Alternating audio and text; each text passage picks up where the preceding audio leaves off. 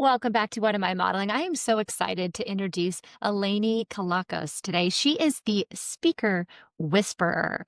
So she uses performance techniques to help executives worldwide become more relatable and magnetic as speakers and leaders. Her resume is certainly full of all sorts of accolades. She has written 3 books, but even more so, what I love so much about Eleni is that the work that she does really holds her passion. She says, "You have a song worth singing."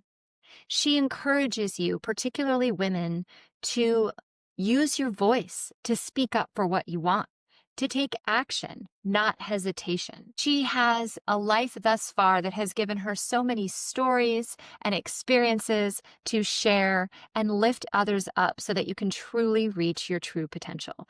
So I am absolutely thrilled to just have some time with this amazing, powerful, strong, and fellow 6 foot tall woman. Please welcome to the show, Eleni Kelakos. Well, hi, Eleni. Welcome to What Am I Modeling? Thank you, thank you, thank you. I'm ridiculously excited to be sitting here with you, Tricia. You know what? No, it was really cool. I was doing the research prior to this, just kind of looking you up, figuring out what I'm going to ask. And you are the speaker whisperer, and I'm the adrenal whisperer. So we have in the room right now, folks, 2 whisperers, and we're definitely not 2 that actually whisper, which is what I find is so funny because we're thinking whisper like intuitive, but then both of us talk about using our voice and being our authentic selves and not whispering in life. So I found that very ironic and got a good chuckle out of it. My gosh, I just love that you brought that up. And that is just so true because I think I would be the antithesis of encouraging whispering, right? I'd be I'd be the other side of that going, let it out, folks. Let Let it out. it out. Well, you say something that really, I love. I love this more than anything. And it's the soul role. And I want you to talk about this because I too believe that we're all put here for a reason. And I want you to talk about what the soul role is and how you look at life that way. Please share. Okay. So I'm so happy that you asked because it's one of my favorite things. I started using this expression years ago. And I don't even know where it came from, but I believe it like you. I believe with all of my heart that every single being on this planet is here for a reason. And I call that your soul role. It's that bedrock, what you're here to do, using all the delicious, yummy gifts that you have uniquely been given, right? I believe that they're there for a reason. And that if you are willing to pay attention to 3 things, okay, what you love, what you're good at, and what or what feels right to you when you're around it, you get near it and it's like you get the cosmic goosebumps, I like to call them, right? You are just what you know is right for you, that you will be steered in the right direction toward what you're here to do and how it needs to feel and look. I call them the cosmic clues. I find just in working with people all the time, how many people ignore that? Like they just ignore it. We go through life being what everyone else wants us to be and what we were told to be, and then what we think, our brain. I talk a lot about stress and cortisol and how cortisol and that fear response gets us so tangled up in our brain about thinking, well, I'm supposed to be this. This is the role I'm supposed to be. And we completely suppress those cosmic cues, as you call them. It breaks my heart because when I see someone figure it out, whether it's with their health, whether it's friends of mine in their life and they become successful, the light that they shine when they finally just step into who they are and put up those boundaries and stop living by other people is so incredibly empowering to me. It lifts me up. So do you find you work with people Yeah. one-on-one. What do you Yeah. find? I just feel like so many people don't embrace the gifts that they were given. Well, a lot of my work involves helping people bringing people to aliveness in the moment, helping them be in the moment, all senses go, all those little spidey senses working and bringing what I call their 3 presence planes into full bore presence, right? So, and that's your physical presence, right? This body that you're in, your vocal presence, as well as your energetic presence. And that's that kind of that vibe that you're putting out, that's either attracting people to you or pushing people away. And my feeling is a lot of people they're not conscious. They are skittering right out of the moment. Presence equals being present. So, you have to actually be in the moment in order to be present. And then the moment that people are in right now can often be, well, a moment they don't want to be in. Maybe it just they have to come face to face with something that makes them feel uncomfortable or vulnerable or all of those things. And those cues, right?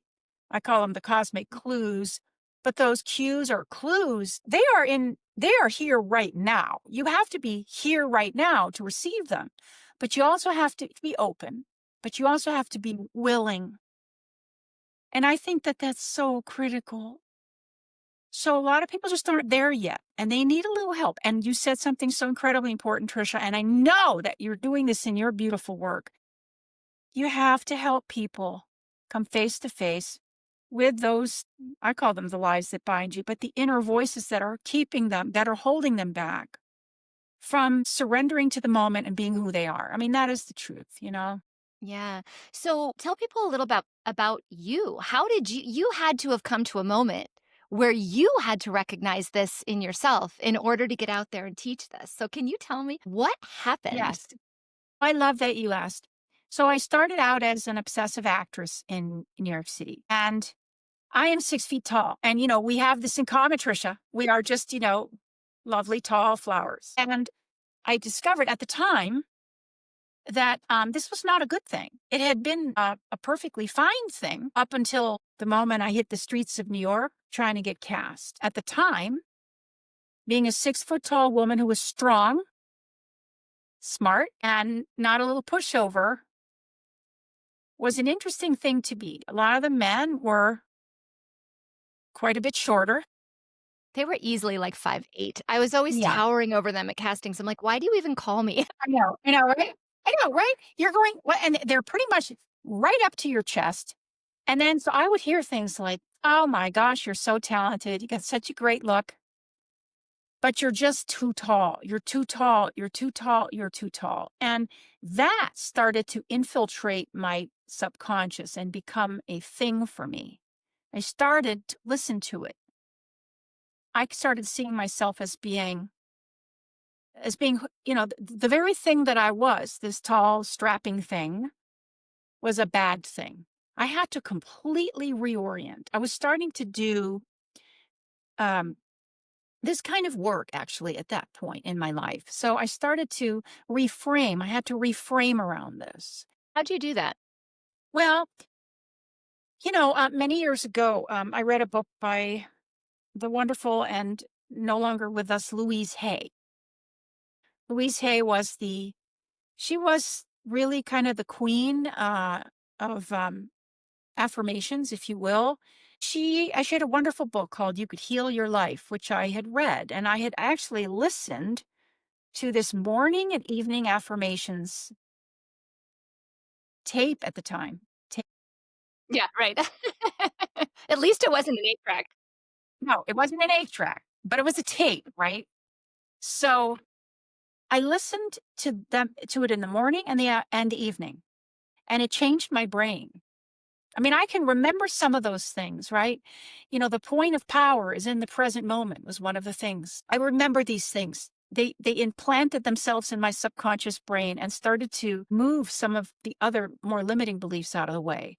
And so the book was helpful in helping me realize I could make some choices. So instead of you're too tall to be a professional actress, I married myself to the belief I love my height. It's perfect for roles that require presence and authority, like attorneys or starship commanders, right? Mhm. And So true. so, yeah, but I lost myself for a while. And it was hard for me because I didn't have a means of expression the way I was used to. I'd been cast in all the plays growing up. And so I was frustrated. I wasn't getting cast the way I was used to. I wasn't expressing myself as an actress the way that I had been used to. I was doing some good work around bolstering myself from the inside out, as I've just explained. And yet I was frustrated. I was frustrated in the kinds of parts I was being offered. And I had a moment. I had a come to Jesus moment, Tricia. I was cast in the role of an Amazon queen in a product with a bullwhip, okay, and a bustier. And what can I say?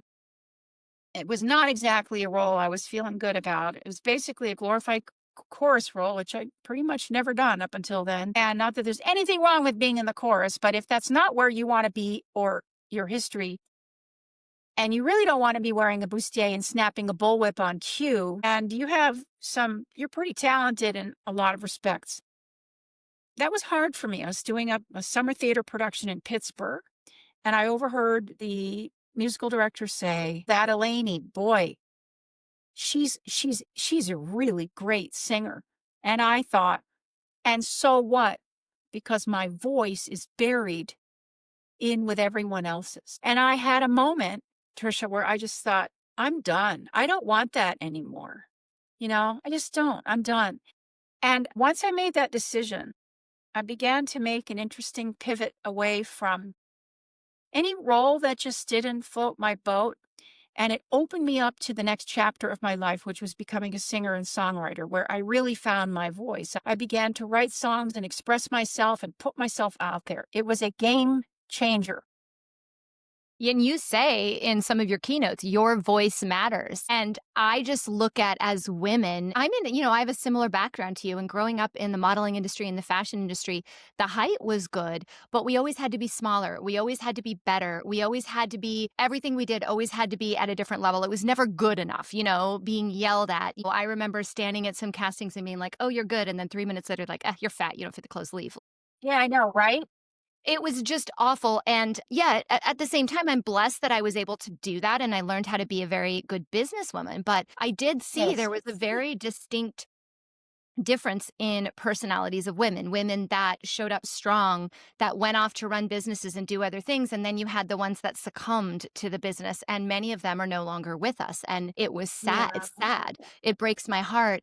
But I do think when you were talking about being a strong woman, regardless of whether you're 6 feet tall or 5 feet tall, there are so many strong women out there that are afraid to use their voice. They're afraid to take a risk, to start their own business, to, move, to jump into a marriage, jump out of a marriage, like to make all these choices in their lives. They're afraid to do it because somewhere along the line, maybe they were told that their voice wasn't worth it, or that they weren't good enough to speak up. And that's just what they've learned. And you always say your voice matters.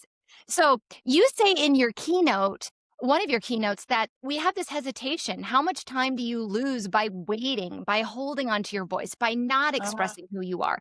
And I think the two of us have learned that so much in the careers we grew up in, which is the gratitude practice that I do. I'm like, all that I went through taught me how important my voice matters, and how you stand out in the world is to actually be different and not like everybody else. And that the height is great. The fact that you're willing to be different than everyone else that's in the room. So can we talk a little bit about that hesitation and your phrase, your voice matters, and speak to those women out there, because so many are not taking the risk and they're worth it.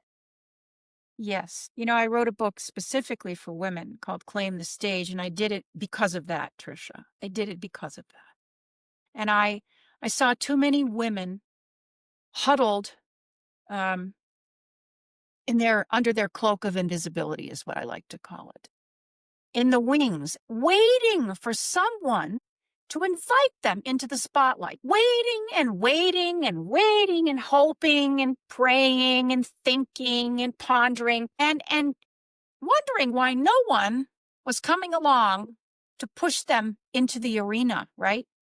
And how many, I agree with you on this so fully. We are such sisters in this. How many moments have gone by that could have been filled with a woman's perspective, wisdom, idea that could have changed something for the better? All because they were waiting for the moment to be perfect, right? because we do that. Oh, we got to be perfect, or we don't want to step on someone's toes, or we want to be pleasing and polite. The truth of the matter is, we get so caught up in getting it wrong, possibly, or not being prepared, or, somehow or other offending somebody, that we just shut up and shut down. It hurts me enough that I bothered to do research and write a book, and enough that I bother to push myself into people's faces around this. I mean, I really do. I am not shy about this. So, how does a woman claim the stage? Well, first of all, I can't make them do it.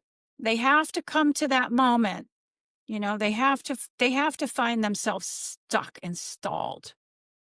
Right? We have to go down before we can go up. Isn't that Yeah, sad? we really do. I know, it's true. But they have to be aware of it. It has to hurt to a degree. There has to be a level of frustration, the likes of which will make them say things like I did. I am never going to do a role like that again. I would rather find another way. I need to put my voice out front and center, and I'm not doing it right now, and I'm tired of it. That has to happen. But once that does, and it will happen, but it does help. I'll tell you this. It helps when you have people around you who look at you and remind you of your value and your worth. Like actually hearing that man, the musical director say, man, Eleni has a beautiful singing voice. Although it upset me, it also made me realize, yes, and I'm not using it. So having people, I have been fortunate to have had people in my life who've advocated for me or who've looked me in the eyes and said, I think, I believe, could be more, could be more. And maybe I wasn't ready at the time, but I heard that. I heard that. It went in my back pocket. You ended up singing the national anthem in Shea Stadium, right? Which, Yes. by the way, I can't sing worth a lick. Like, I can dance. I'm a hip hop dancer, right? I can Yeah, act. that's I had a awesome. theater scholarship in school, right? Yeah, that's I can do beautiful. that. I can't sing, but I love to sing so much that I just belted out, and my kids just put their headphones on. They're like, Moms. So you ended up singing the national anthem at Shea Stadium. And I know that's kind of a departure from where we were, but I don't really think so because you No. owned your voice in that moment. Yes. So let's talk about that because two things occurred the first time I did it, okay? Because I did it 3 times. The first time I did it, I had been singing at a special little club in a lunch type club thing for members that had been around many years in New York City and for people in the literary world. And they always brought in an up and coming performer. And then they also had someone who was well known in the community. So I was the up and coming. I don't even know how I got this gig. Somebody recommended me. And then the person who was there, who was kind of the luminary, was Frank Cashin, who was the new general manager of the Mets. And I got up and I, rather fearlessly, I was very young, I sang 2 songs. And then Frank Cashin got up after me and said, man, she was really good. She needs to come sing the national anthem at Shea Stadium. And Wow. so I didn't just sit there, by the way, and think, isn't that sweet? I made a beeline for him afterward, shook his hand, and got his card. And then I immediately the next day called the office, the Mets office, and booked it. So I didn't just sit there thinking about it or pondering, right? I took action, and that's very important. I didn't, keep getting ready to get ready, think maybe I'll do it next week. I just did it. So then, first time worked like a charm, okay? Second time, unfortunately, did not. Because that was when, I'll tell you, I don't usually tell this story, but speaking of your voice, I was in the middle of taking voice lessons and I'd never really had them in my life. I just had a kind of a natural voice and my voice was shifting and changing and I was already a little ooky around my singing voice. Just a little, mo and schmo, my little judges were already out in force. My little inner judges kind of yakking in my head, And as luck would have it, while I was in the holding area waiting to go out, this ancient groundskeeper tapped me on the shoulder and he said, did you know that the great Broadway singer Robert Goulet forgot the words to the national anthem. And so then he ushered me out onto the field through this little gate. And now all I can think of course, is that. Mhm. And I step up to that microphone and open my mouth and I start to sing. And, long story short, the moment came and I screwed up the words. Yeah, I screwed up the words. I screwed up the words in front of 34,000 people. And they were all singing because, everybody Yeah. knows the words. Yeah. I don't know. I got through that song. I don't know how, but my tail was between my legs and I was so upset, right? And it nearly stopped me. I had to spend the next year in my acting classes, my auditions, in my performances, figuring out how to manage that, the fear of screwing up. I knew I had to learn how to show up under pressure and under scrutiny with consistency. That is when I really learned how to do that. To be honest with you, it was one of the greatest gifts that I've ever been given. And I did. And so when they called me to go back again, which I was very grateful they did, I said yes. And then I knocked it out of the park. I just killed it. But this time, right, I practiced the song, so I knew it like cold. I mean, yeah, everybody knows the song, but really practiced it. I avoided the groundskeeper. And then when I walked up to that shiny microphone, I grounded myself. I brought my breath into my belly. I reminded myself about what I was there to do. I practiced some of the things that I teach now. I brought myself into the moment and I let my voice fly and it was word perfect, right? So, Love it. I love the dedication because so because many people do give up. I watched my son just first football game this year. He's a freshman in high school. He goes out, he's second string quarterback. The guy preps, the center gets all prepped. He's ready to toss him the ball and he kind of threw it off to the side and my son missed it. And you saw his demeanor, his whole body language just go, like you could just see him defeat. So they go again and he grabs the ball and he kind of fumbles it. And you could just see he was like, man. And then he dropped it, right? And then he was out of the game. And when he came home, I'm like, hey, dude, good job. Like, good job just getting in there and doing it. And you could just see his defeat. And he was like, I can never go back in there again. Like, I'm awful. I suck. I'm horrible at this. They put me in and I couldn't do it. And it's funny because my older son would have said the same thing and then went out and started practicing. My younger one was like, I'm just not going to do this anymore. It's not worth the humiliation. And I think we do have these innate personalities that we're born with, right? These gifts that we're born with that's true. that make us one or the other. But I always look at, I guess I'll use the word failure, although I don't think they exist. I don't think we ever fail Yeah, at me anything. too.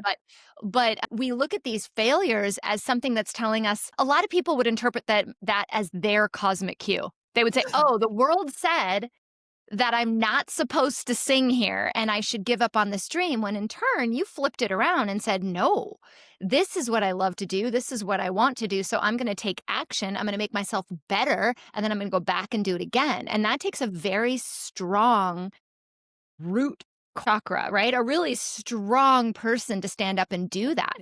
And I hope that gives inspiration to people listening that those cues are not always, our brain interprets them differently than our body. It comes to that energetic feeling. How do you feel when you sing? How did you feel when you first walked out there and the crowd was on you? And did you feel yourself light up a little bit? And is it worth fighting for? Yes. Is it worth fighting for? Is your voice, is your message, is what you're here to do worth fighting for? And we have to learn how to fight. And we have to learn that when we hear the word no, that it is not a hard no necessarily if we want something. I mean, and I think no's are useful anyway. I like getting no's. As a business owner, I'm always happy to hear a no. I'd rather hear a no. I like yeses a lot, but I hate maybes, Yes, it's but I true. don't mind no's. um, you know, research shows that when men hear a no, they don't necessarily see it as a hard stop. They'll come back at it, but we're like, oh no, and now I'm never going to try again, versus maybe try to find another way or another way around, or just resilience to me is a huge part of this is choice. It's all right. What did I learn from it? I was just writing a little blog post about this, but I really believe in when you step into a spotlight moment, I believe in preparing for them, but I also believe in doing the work afterwards. And that involves you know, debriefing. I have a little system that I teach that I call the 4 questions to ask so that you don't go down the rabbit hole, but you help yourself learn from what you've just experienced. But then I also believe that you get to reward yourself and congratulate yourself for getting through it and find some nice way to do that and to do what you can to restore yourself. This creates resilience over time to a degree. You're not beating yourself into a pulp afterwards. You're actually allowing yourself to have an experience around the experience that you've just had and to learn from it. And it gives you some time to restore yourself as well, to take a big, deep breath and step forward again. And I think that that is essential because if we're not willing to see the opportunity of, I don't believe in failure either, I hate that word, of something not working out the way we expect it.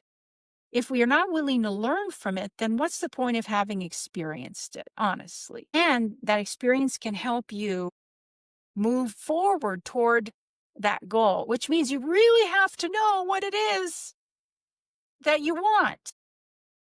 It's so true. You have to establish that vision, right? And Absolutely. I was actually you're gonna think I'm crazy, but hey, what the heck? So I listen to audiobooks and I love to listen to biographies of people that are considered successful, whether they've had I mean, I've listened to a whole ton of them of people that have gone down the drug rabbit hole. I've had ones that have turned their life around in so many different ways. And the reason I like their stories is because they hit the rock bottom and then they finally wake up to this idea that, oh, I can, do this. But every single one of them. So I was listening to it was Steven Adler from Guns N' Roses.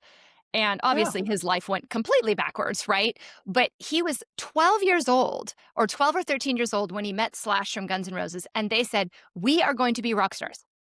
Boom. He put it out there. They said, we are going to be this. Now, did they have a torturous time getting there and have all sorts of other things happen to them? Yes. But they put it out in the world originally. And that has been a theme across all of the biographies that I've listened to of different actors and musicians. And I mean, it doesn't even matter who it is. They've all determined what their vision is, and they all have a different view of what success is.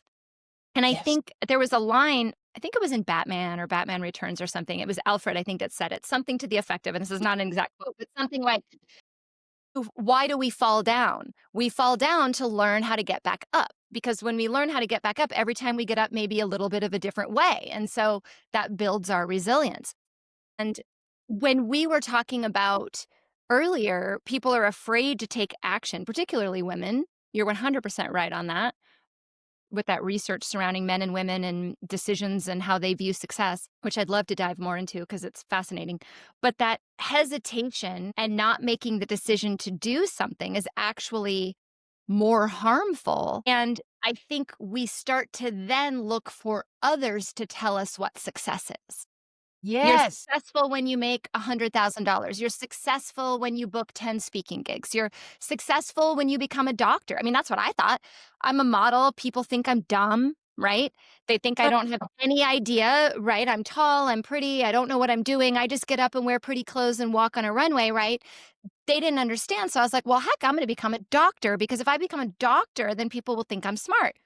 I was already smart.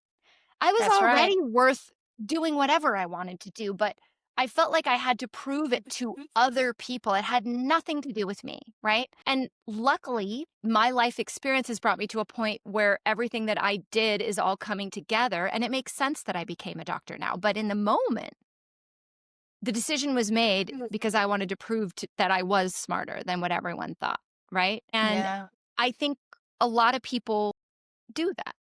Right? And you're right, it's about resilience. How do you handle those things that come at you and knock you back down? Are you willing in the name of yourself and your yumminess to actually get back up and keep fighting, keep moving forward? And Mhm. I love what you brought up here because the truth of the matter is nobody knows what you need except for you. I mean, in truth, yeah, there's a lot of people out there with a lot of opinions, but in terms of what you're here to do and what's going to float your boat, Um, and what's going to satisfy that soul role, if you will, right? You're the one. I think that's the work of our lives is figuring out what that is and then making it happen. And you have to. It's why I know in my work, and I bet in yours too, you know, I have my clients create really powerful, detailed vision statements of where they want to be. I want them to see it and feel it and smell it and know it because I want it to be that when they get there, they go, wait a minute, I know this. Yeah. I created this. I remember this moment. It was in that vision statement that I put together with Elaine. But the fact of the matter is, if you don't know what you're aiming for, how can you possibly hit it? And I think we're ingrained in thinking that we're supposed to be one thing, so we lose that connection. And I see that in health all the time too. I have people where I say, "Well, how does it feel when you eat that?" And they're like, "What are you talking about?" I don't know what you're talking about. How does it feel? Like, are you connected, your brain and your body connection, and to what you were given, as you say, to be deliciously human, or the the yummies, as you say. I have to ask you something because I can ask you this because I rarely get to. Well, okay, if you don't mind, it's an interesting thing to be an attractive woman in the world and to be a smart, attractive woman in the world. The notion of the two of them together is very challenging to a lot of people. And I don't know about you, but I found myself in my life fighting the tendency to want to somehow or other make it easier for somebody else, downplaying myself in some way, shape, or form, and add being tall to that, right, can be intimidating. And so the impulse is to go, well, I don't want to be intimidating, God forbid. I'm a woman. I'm not supposed to be like that. I know that it took me a while to decide that I didn't really care. I remember going in on an audition for some TV show where there was a guy, the star of the show was this big muscle bound dude. And I went in and the role, I mean, the sides that I was given, the script that I was given, it was very limited. And I think the lines were something like, I had to take my hand, wrap it around his big, huge muscle, his bicep, and go, wow, that is just such a big muscle, or some stupid line like that. They handed me the script when I got there, which was unusual. I took one look at it and I thought, no. And I called my agent at the time. This is when I was living in New York. And I said, I'm sorry. Thank you for getting this audition for me, but I'm not going to do it. There's no way I can say those words, mean those words without like wanting to like throw up in the moment. I'm not going to do it. And I'm not going to, I'm not going to step into that at all. There's no way. That's not happening. So please never put me in on anything like that again. He never did. He didn't even realize, I think, what it involved. I had a similar moment. I was in my 30s. I had just had my first son, and I was doing a runway show, and it was for a swimwear line. And even at 32 years old, post baby, I mean, I looked good enough for them to book me. But I'm in this little bikini and I'm up on a stage up high, and the whole audience is below me.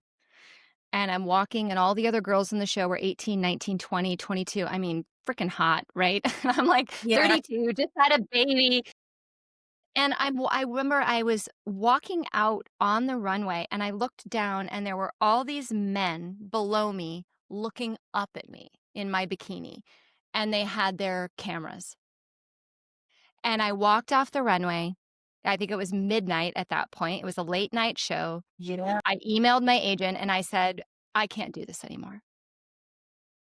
I can't do this. I have a son.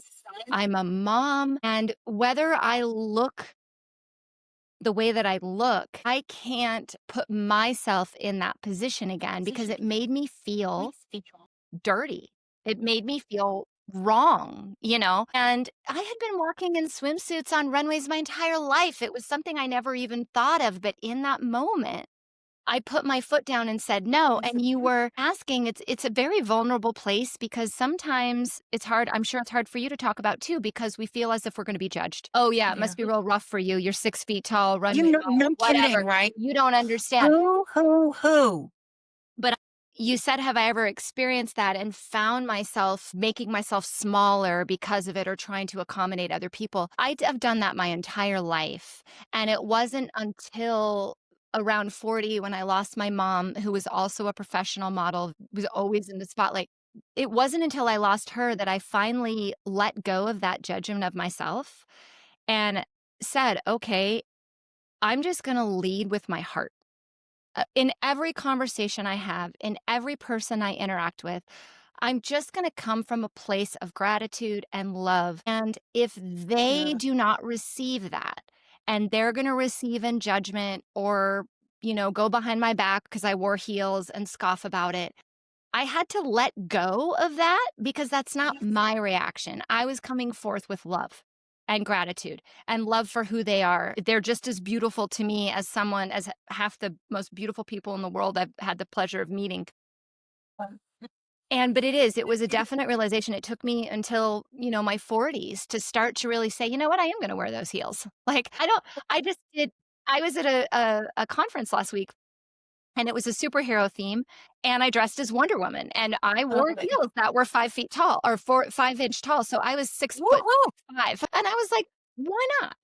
But even outside of us being born the way that they were, I think so many women make themselves smaller, no matter Yeah, what the of course. experience is, in order to please or to avoid what they feel is a Yeah. judgment, to lift other people's up. And it's kind of along the lines of Mel Robbins' let them theory. I'm like, we just got to let them judge because if we're coming at them with love, gratitude, support, care, and genuine, I don't know, authenticity, and they don't That's love us for who they yes. are, for who we are, then they're not energetically a good match for us anyway, and we've gotta let them go.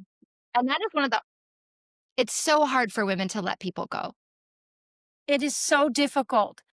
Our relationships matter so very much, Mhm, and we feel like we have failed in some way if we can't keep a relationship going. But the truth is, there are some relationships that are so deeply, deeply toxic to our very souls that we shouldn't be in those relationships to begin with. And the watchword there is authenticity. And you are so right. It's our job to be able to, that was in my life as an actor and as a human, for me, it was all about finally being willing to show up. I mean, as who I was, not trying to be something I wasn't, and not trying to, allowing people to see the inner my inner life, what I believed, what I thought. I it was That's some great acting teachers who finally said to me, "Look, you're up there, but you're not showing us what you know, who you are. You're hiding from us, and we want to know you through mhm. your work." And no one had ever said that to me before. So I had to really that was terrifying to me because I was not really raised that way. I was raised to be kind of perfect and those three things, perfect, polite, and pleasing. And I didn't feel that what I would contribute was enough. There's that enough thing again. But what I realized was that I was perfectly enough. And in fact, the things that made me who I was were, I could harness them and they could be useful. And if I came from a place of being willing to, as you say, really allow myself to be and to just overflow with what I call your charismatic presence, okay? It is what you're born with. We all have it. It's not something that, only some people have charisma. No, little babies are utterly magnetic just by being who they are because they haven't they're not worrying yet about all those things. They're not trying to please. They're not trying to get the gig. They're not trying to be like, they're just being. Yeah, And let's so, talk about your new book, Charismatic Presence. Let's talk about it. well, I'm telling you, this is book 3. Mhm. Very proud of my book. I Good love all job. my book babies.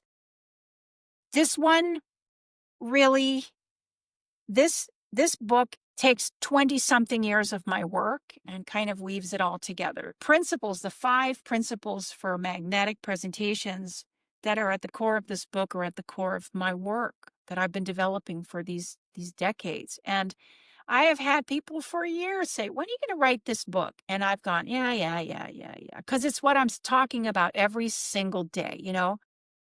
Well, I finally wrote it, and I can't even tell you how proud I am of this book. And I would say that it is part of a trio of books. My first book, Touch the Sky, find your voice, make your mark, speak your truth, or the other way around, actually. And then my second book, Claim the Stage, which I mentioned before, A Woman's Guide to Speaking Up, Standing Out, and Taking Leadership. Charismatic Presence is the final book of the series in a sense, and it pulls everything together. It is, you could say, it is about bringing yourself to the speaking platform, but it really is about bringing yourself to your life and your leadership and not pulling back from who you are and allowing others to therefore step toward who you are, even if it's scary. So these 5 principles, which are very simply put, know thyself, meaning your blessings, your blocks, what stops you, what starts you, all the things that you know, you understand because you learn as an actor. This is what you've got. This is what you've got to play with, right? And then be thyself, the hardest thing known to man when you've got a bunch of eyeballs on you. How to be willing to and able to unbutton, as Jim Barnhill, one of my most beloved, now gone acting teachers, once said, you're unbuttoning yourself to everyone. It's a scary, scary thing to let people in, but this is where the work really begins. And then prepare thyself. We could talk for hours about preparation, Tricia, because I'm a preparation. I believe in preparing. On my wall, it says practice builds confidence, confidence builds presence, and presence is power. Those are my words. I believe in doing the work so that you feel so ready that when you step out there, whatever there is, whether it's a meeting, whether it's a presentation or a pitch or whatever it is, you can surrender to the stage. You can be present enough to rock and roll with whatever happens.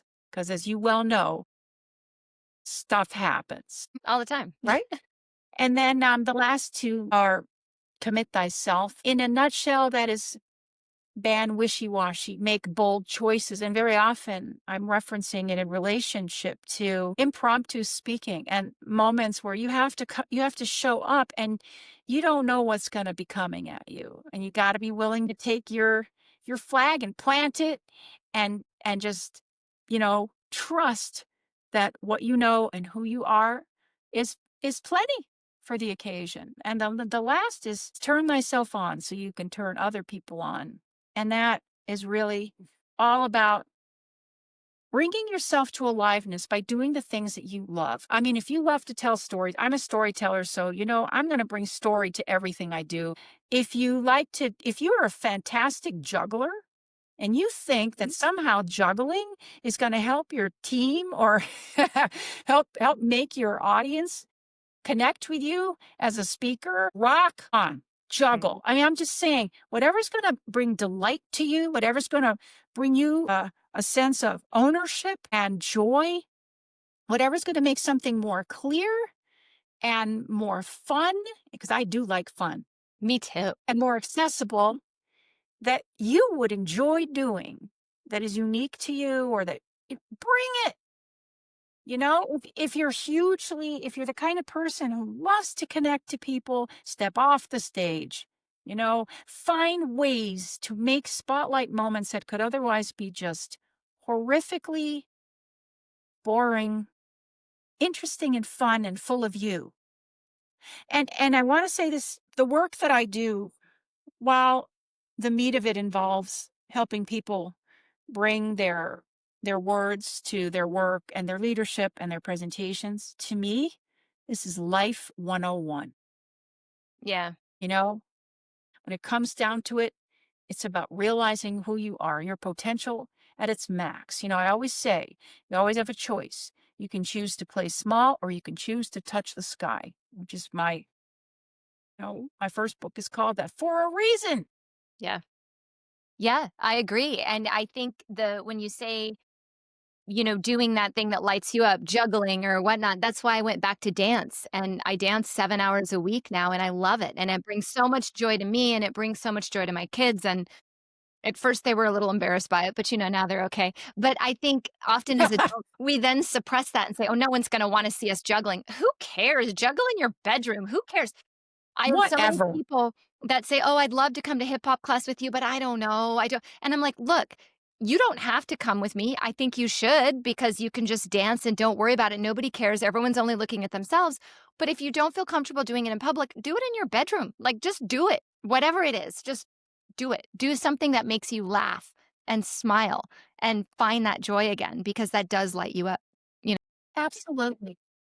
And that Have comes to business, fun. that comes to life, coming back to that success thing. What is success? To me, it is about enjoying the moments as they happen, and being present in my moment and enjoying the interaction of what I have. Our interaction for the last 48 minutes, brings me joy just to be present and to be able to connect with somebody else instead of worrying about what's next. What's the next thing I'm going to do? I think the vision is important to an extent. And I think you put it on your wall and you plan it out. And then you have to just take one action every day towards it and then take what comes Absolutely. at you, and in the moment and be in that moment. And I'm so thankful that you're doing that type of work. Where can people find you to learn more about what you're doing, whether as a speaker, as a coach? Where should they reach out to you? They can find me on my website, which is www.theelenigroup.com. And that's TheElenigroup.com. All things Eleni are on that. And you can go to Amazon and find all of my books. And I want people to do that if they're compelled to or impelled to, because honestly, that's why I wrote them. I didn't write them for me. I wrote them. They're just another delivery method. This is how I look at everything. All the things that we do are just wonderful ways to put our voice out there. And we each have choices around how we're going to do that.